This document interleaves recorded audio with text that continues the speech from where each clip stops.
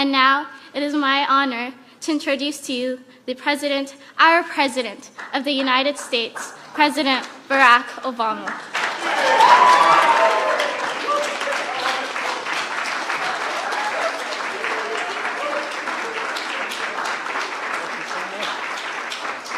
Please be seated. Well, good afternoon. And Sabah, thank you for the wonderful introduction and for your example, your devotion to your faith and your education and your service to others. You're an inspiration. You're going to be a fantastic doctor. And I suspect, Sabah, your parents are here because they wanted to see you. So where's Sabah's parents?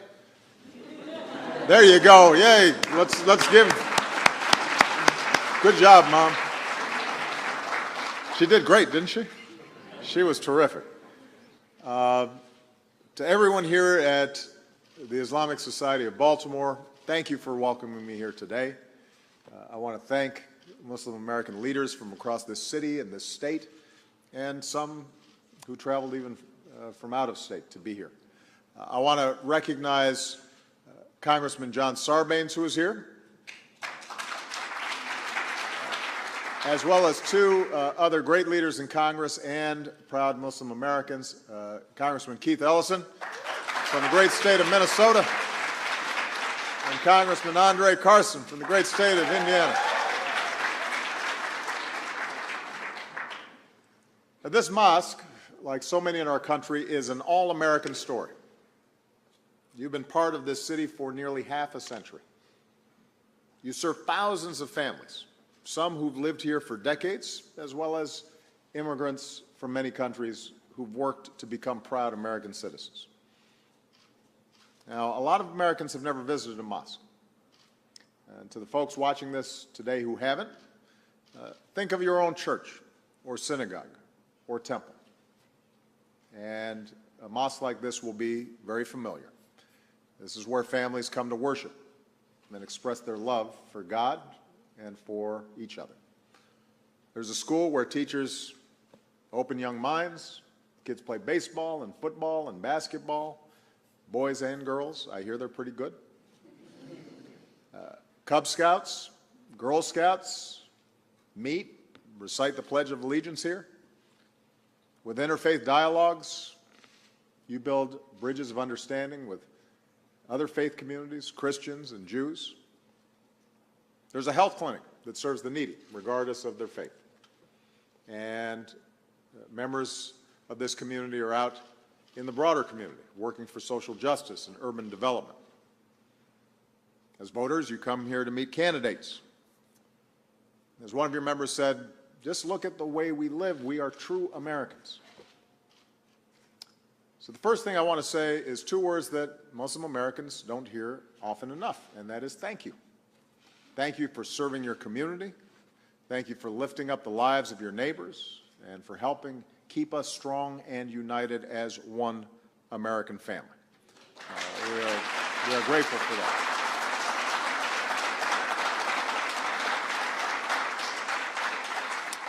This brings me to the other reason I wanted to come here today. I know that in Muslim communities across our country, this is a time of concern and, frankly, a time of some fear. Like all Americans, you're worried about the threat of terrorism.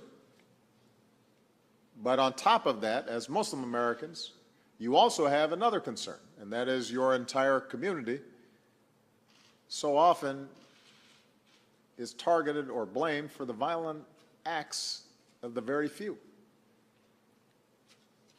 The Muslim American community remains relatively small, so several million people in this country, and as a result, most Americans don't necessarily know, or at least don't know that they know, a Muslim personally.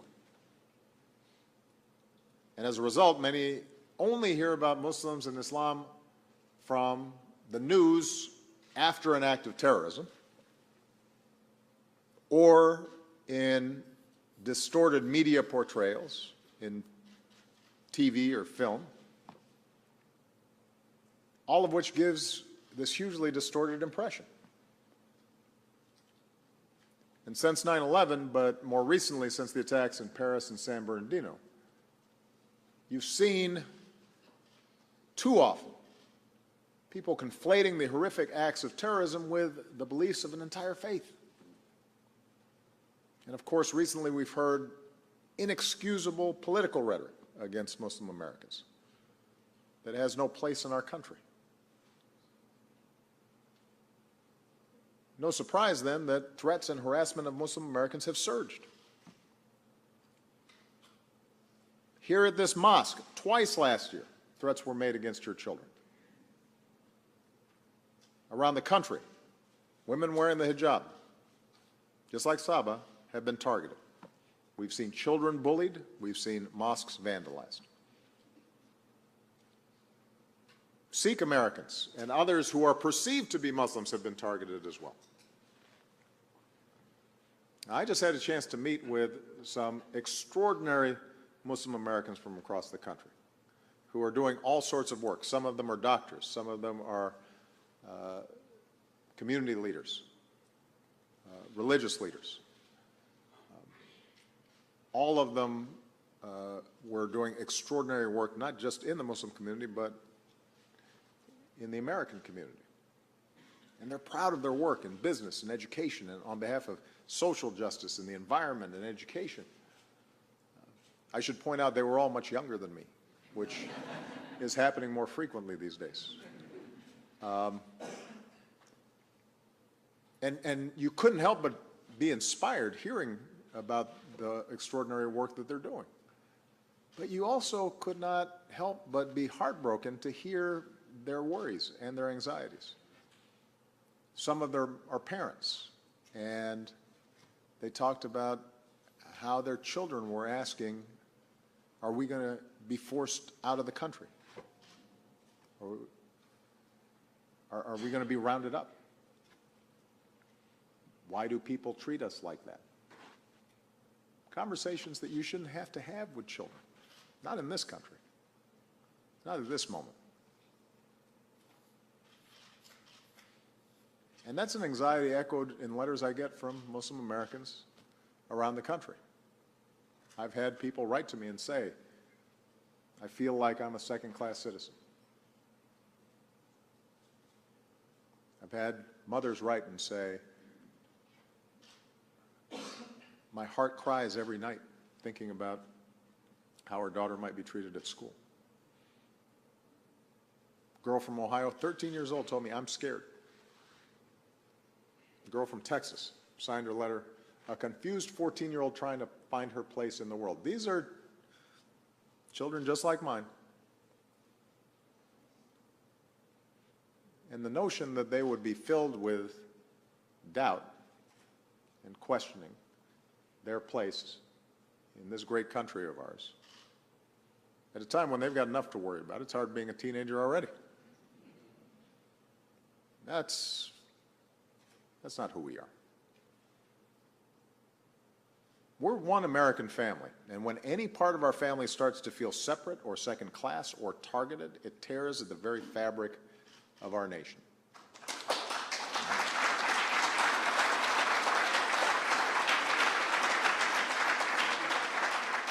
It's a challenge to our values, and that means we have much work to do. We've got to tackle this head on. We have to be honest and clear about it, and we have to speak out.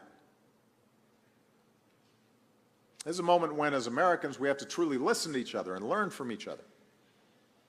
And I believe it has to begin with a common understanding of some basic facts. And you know, I express these facts, although they'd be obvious to many of the people in this place, because unfortunately it's not facts that are communicated on a regular basis through our media. So let's start with this fact. For more than 1,000 years, people have been drawn to Islam's message of peace. And the very word itself, Islam, comes from salam, peace. The standard greeting is, Assalamu alaikum, peace be upon you. And like so many faiths, Islam is rooted in a commitment to compassion and mercy and justice and charity.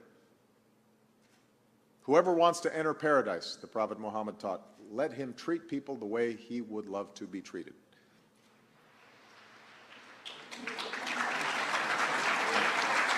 And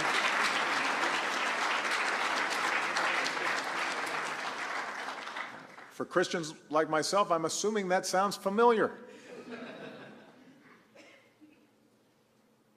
The world's 1.6 billion Muslims are as diverse as humanity itself. They are Arabs and Africans. They're from Latin America to Southeast Asia, Brazilians, Nigerians, Bangladeshis, Indonesians. They are white and brown and black. There's a large African American Muslim community. That diversity is represented here today. A 14-year-old boy in Texas who's Muslim spoke for many when he wrote to me and said, "We just want to live in peace." So here's another fact. Islam has always been part of America. Starting in colonial times, many of the slaves brought here from Africa were Muslim. And even in their bondage, some kept their faith alive. A few even won their freedom and became known to many Americans.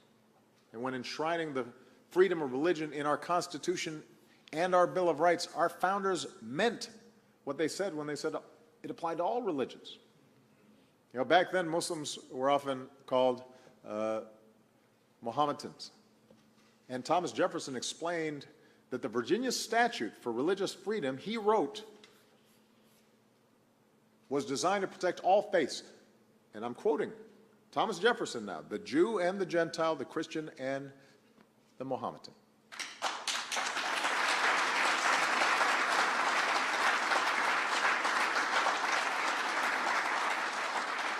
Jefferson and John Adams had their own copies of the Quran. Benjamin Franklin wrote that even if the Mufti of Constantinople were to send a missionary to preach to us, he would find a pulpit at his service.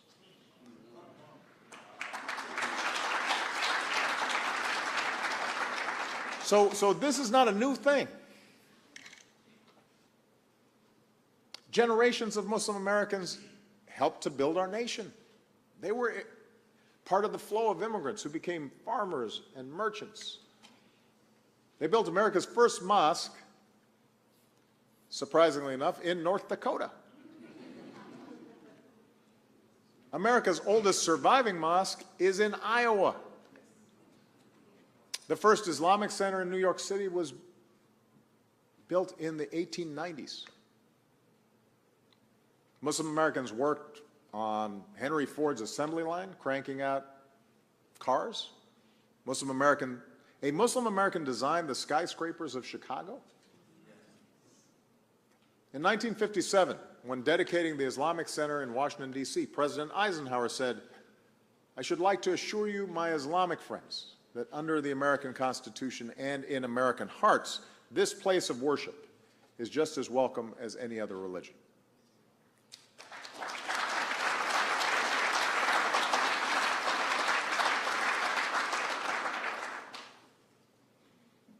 And perhaps the most pertinent fact, Muslim Americans enrich our lives today in every way. They're our neighbors, the teachers who inspire our children, the doctors who trust us with our health, future doctors like Saba. They're scientists who win Nobel Prizes, young entrepreneurs who are creating new technologies that we use all the time. They're the sports heroes we cheer for, like Muhammad Ali and Kareem Abdul-Jabbar, Hakeem Olajuwon. And by the way, when Team USA marches into the next Olympics, one of the Americans waving the red, white, and blue will be a fencing champion wearing her hijab. Ibtihad Muhammad, who is here today, stand up. Come on, let me... There you go.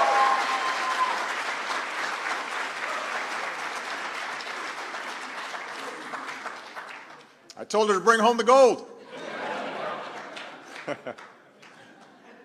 Not to put any pressure on you. Muslim Americans keep us safe. They're our police and our firefighters. They're in Homeland Security, in our intelligence community. They serve honorably in our armed forces. meaning they fight and bleed and die for our freedom. Some rest in Arlington National Cemetery.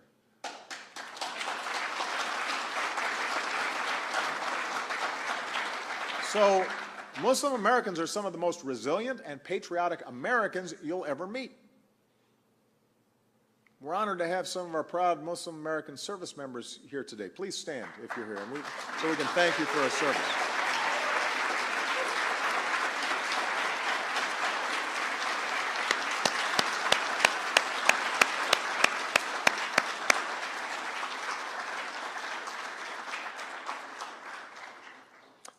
So part of the reason I want to lay out these facts is because in the discussions that I was having with these incredibly accomplished young people,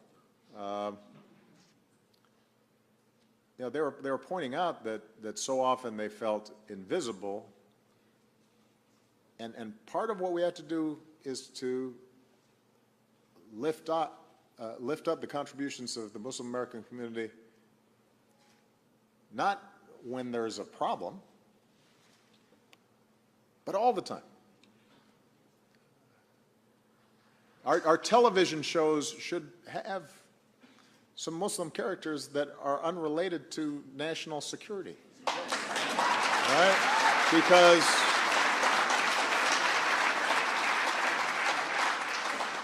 it's not that hard to do. Now, there was a time when there were no black people on television. And you can tell good stories while still representing the reality of our communities. Now, we do have another fact that we have to acknowledge. Even as the overwhelming majority, and I repeat, the overwhelming majority of the world's Muslims embrace Islam as a source of peace, it is undeniable that a small fraction of Muslims propagate a perverted interpretation of Islam. This is the truth. Groups like Al-Qaeda and ISIL, they're not the first extremists in history to misuse God's name. We've seen it before across faiths. But right now, there is an organized extremist element that draws selectively from Islamic texts, twists them in an attempt to justify their killing and their terror. They combine it with false claims that America and the West are at war with Islam. And this warped thinking that has found adherents around the world, including, as we saw tragically in Boston and Chattanooga and San Bernardino, is real. It's there. And it creates tensions and pressure that disproportionately burden the overwhelming majority of law-abiding Muslim citizens. The question then is, how do we move forward together? How do we keep our country strong and united? How do we defend ourselves against organizations that are bent on killing innocents? And it can't be the work of any one faith alone. It can't be just a burden on the Muslim community, although the Muslim community has to play a role. We all have responsibilities. So with the time I have left, I just want to suggest a few principles that I believe can guide us. First, at a time when others are trying to divide us along lines of religion or sect, we have to reaffirm that most fundamental of truths. We are all God's children. We're all born equal with inherent dignity. And so often we focus on our outward differences and we forget how much we share. Christians, Jews, Muslims, we're all, under our faiths, descendants of Abraham. So mere tolerance of different religions is not enough. Our faiths summon us to embrace our common humanity. O mankind, the Quran teaches, we have made you peoples and tribes that you may know one another.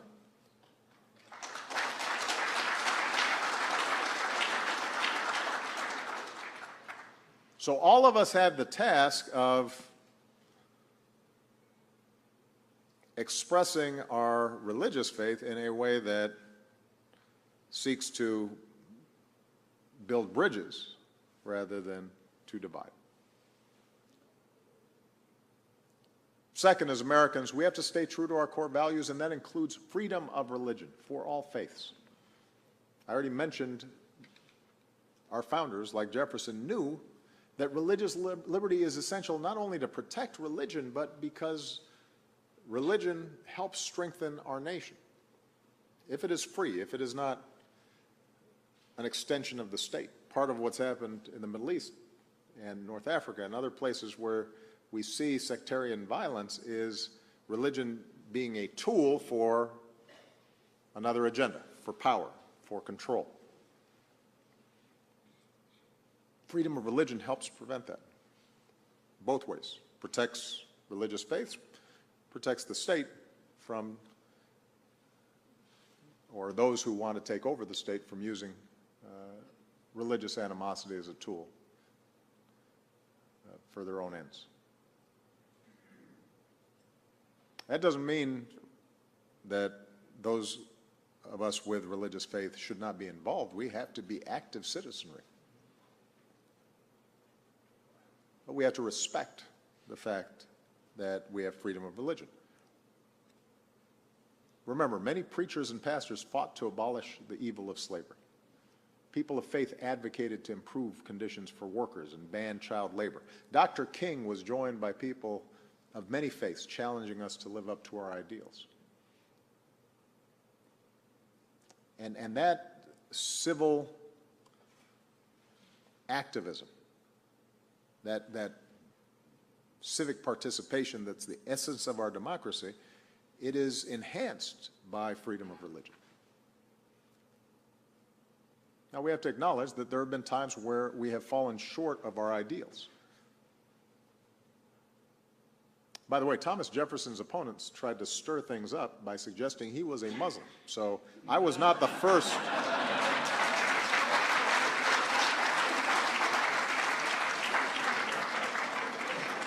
No, it's true. It's true. Look it up. I'm in good company. But it hasn't just been attacks of that sort that have been used. Mormon communities have been attacked throughout our history. Catholics, including most prominently JFK, John F. Kennedy, when he ran for president, was accused of being disloyal. There was a suggestion that he would be taking orders from the Pope as opposed to upholding his constitutional duties. Anti-Semitism in this country has a sad and long history, and Jews were excluded routinely from colleges and professions and from public office. And so, if we're serious about freedom of religion, and I'm speaking now to my fellow Christians who remain the majority in this country, we have to understand, an attack on one faith is an attack on all our faiths.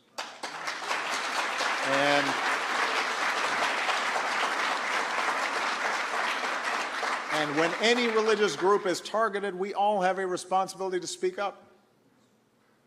And we have to reject a politics that seeks to manipulate prejudice or bias and targets people because of religion. We've got to make sure that hate crimes are punished and that the civil rights of all Americans are upheld.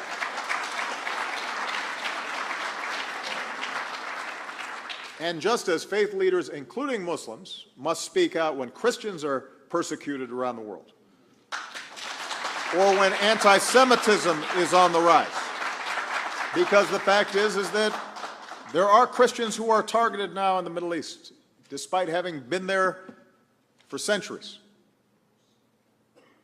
And there are Jews who've lived in places like France for centuries, who now feel obliged to leave because they feel themselves under assault, sometimes by Muslims. We have to be consistent in condemning hateful rhetoric and violence against everyone, and that includes against Muslims here in the United States of America. So, none of us can be silent. We can't be bystanders to bigotry. And together we've got to show that America truly protects all faiths.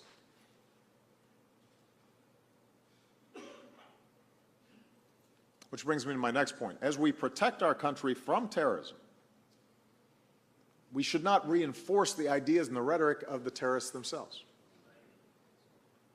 I often hear it said that we need moral clarity in this fight. And the suggestion is somehow that if I would simply say these are all Islamic terrorists, then we would actually have solved the problem by now, apparently. Well, I agree we actually do need moral clarity. Let's have some moral clarity. Groups like ISIL are desperate for legitimacy. They try to portray themselves as religious leaders and holy warriors who speak for Islam. I refuse to give them legitimacy. We must never give them that legitimacy.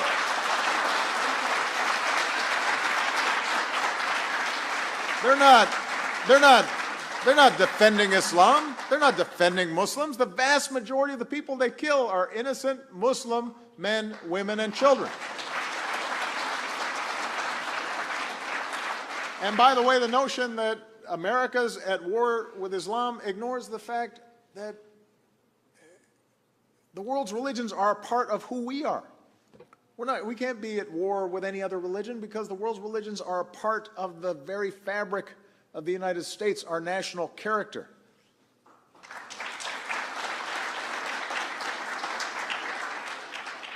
So the best way for us to fight terrorism is to deny these organizations legitimacy and to show that here in the United States of America, we do not suppress Islam. We celebrate and lift up the success of Muslim Americans. That's how we show the lie that they're trying to propagate. We shouldn't play into terrorist propaganda. And we can't suggest that Islam itself is at the root of the problem. That betrays our values. It alienates Muslim Americans. It's hurtful to those kids who are trying to go to school and are members of the Boy Scouts and are thinking about joining our military. That kind of mindset helps our enemies. It helps our enemies recruit. It makes us all less safe. So let's be clear about that.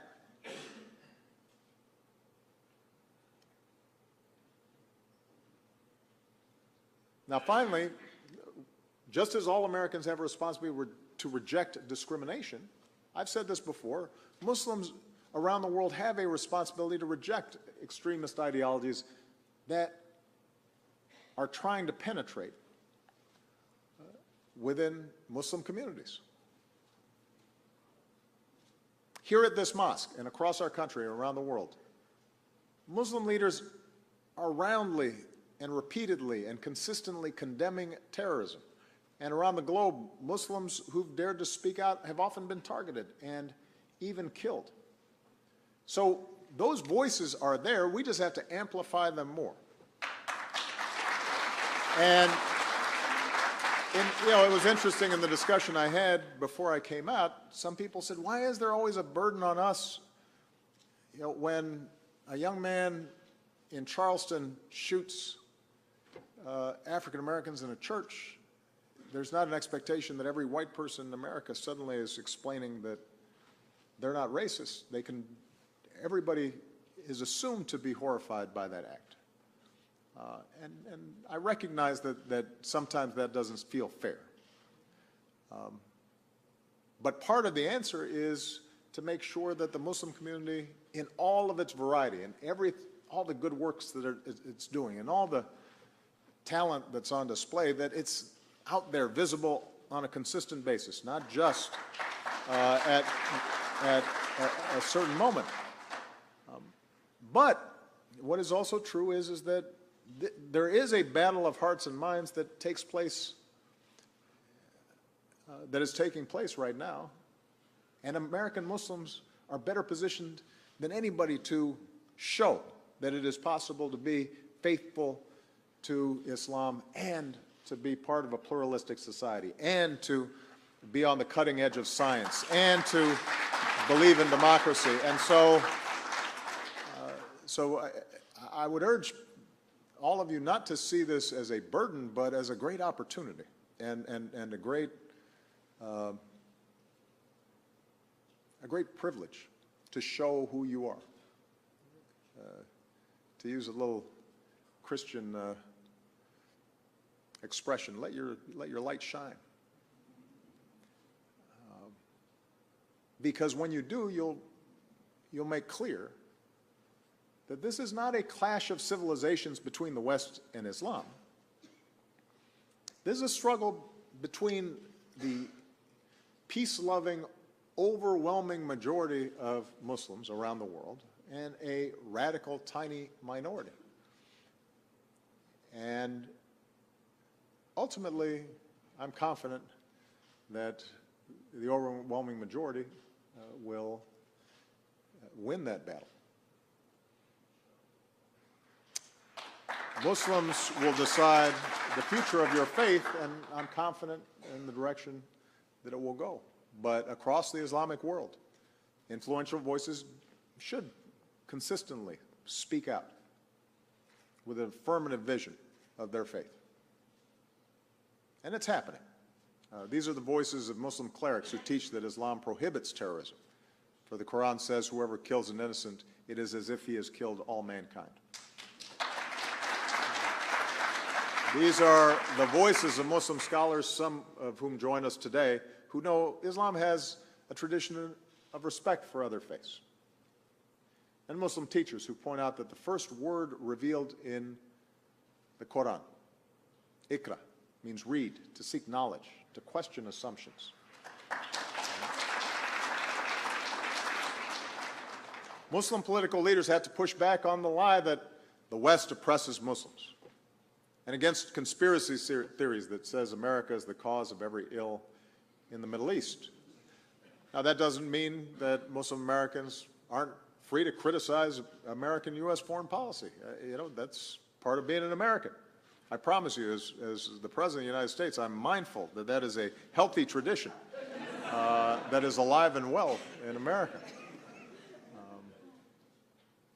But like leaders everywhere, these leaders have been offering and need to continue to offer a positive vision for progress. And that includes political and economic progress.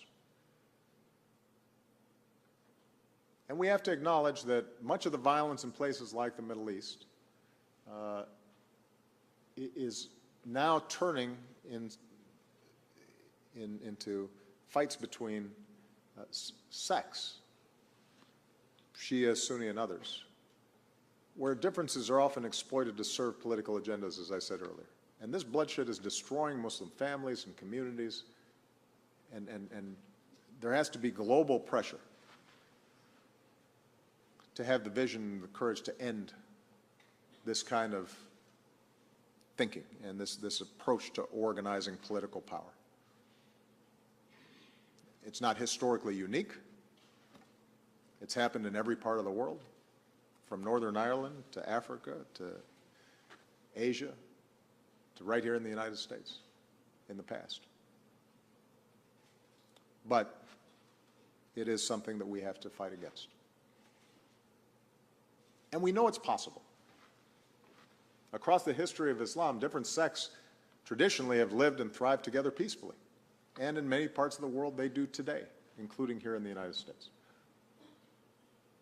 Like people of all religions, Muslims living their faith in a modern pluralistic world are called upon to uphold human rights, to make sure that everyone has opportunity. That includes the aspirations of women and youth and all people.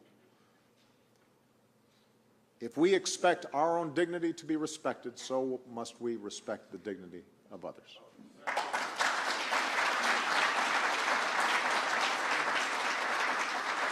So let me conclude by saying that as Muslim communities stand up for the future that you believe in, that you exhibit in your daily lives, as you teach your children, America will be your partner.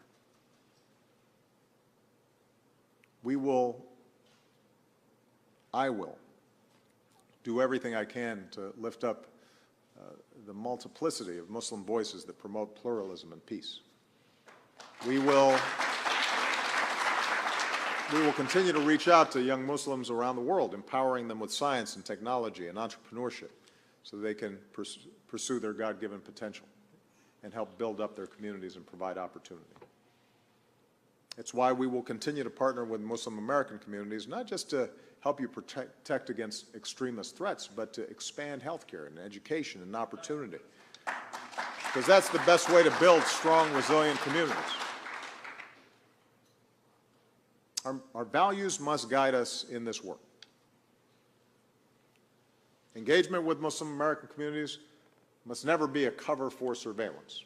We can't give in to profiling entire groups of people. There's no one single profile of terrorists. We can't securitize our entire relationship with Muslim Americans. We can't deal with you solely through the prism of law enforcement. We've got to build trust and mutual respect. That's how we'll keep our communities strong and our communities united.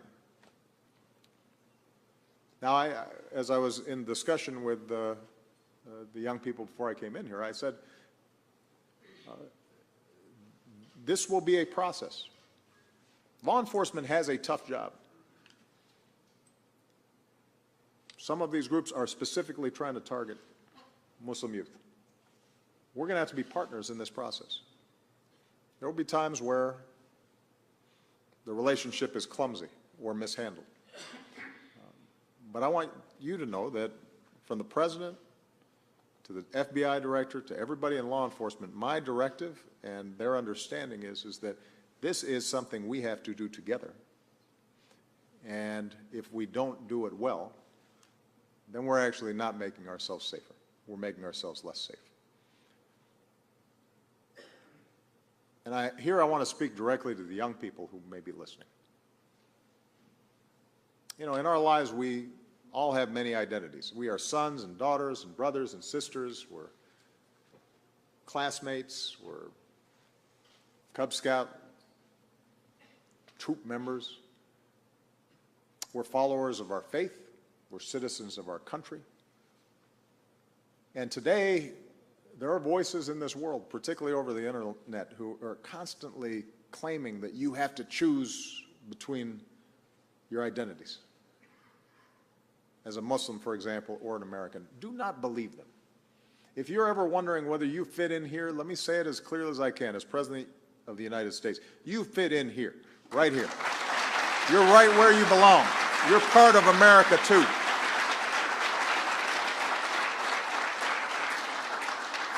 You're not Muslim or American, you're Muslim and American. And don't grow cynical. Don't respond to ignorance by embracing a worldview that suggests you must choose between your faith and your patriotism. Don't believe that you have to choose between your best impulses and somehow embrace a worldview that pits us against each other, or even worse, glorifies violence. Understand your power to bring about change. Stay engaged in your community. Help move our country forward, your country forward.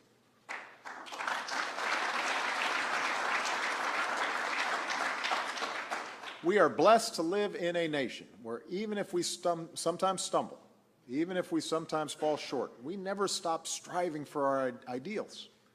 We keep moving closer to that more perfect union. We're a country where if you work hard and if you play by the rules, you can ultimately make it, no matter who you are or how you pray. It may not always start off even in the race, but here more than any place else, there is the opportunity to run that race. And as we go forward, I want every Muslim American to remember you are not alone. Your fellow Americans stand with you, just as Saba described her friends after she decided that she was going to start wearing a hijab. That's not unusual.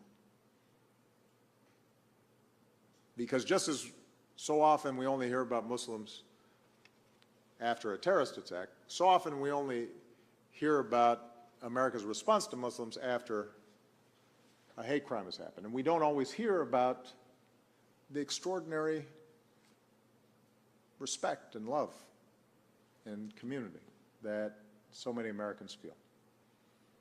I'm thinking about the 7-year-old boy in Texas who emptied his piggy bank to help a mosque that had been vandalized.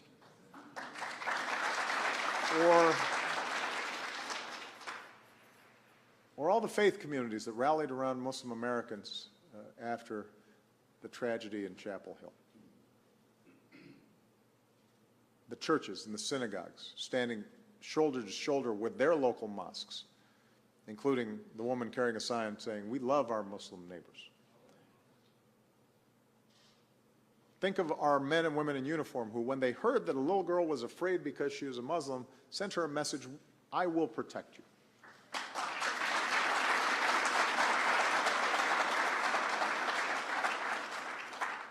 I want every American to remember how Muslim communities are standing up for others as well. Because right now, as we speak, there are Muslims in Kenya who save Christians from terrorists, and Muslims who just met in Morocco to protect religious minorities, including Christians and Jews.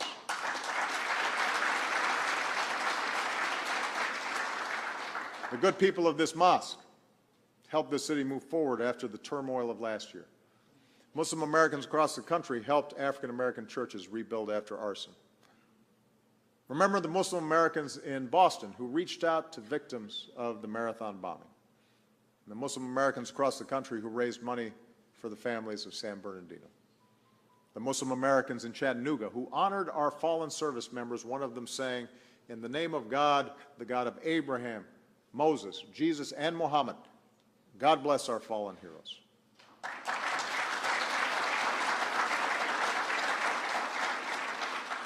We are one American family.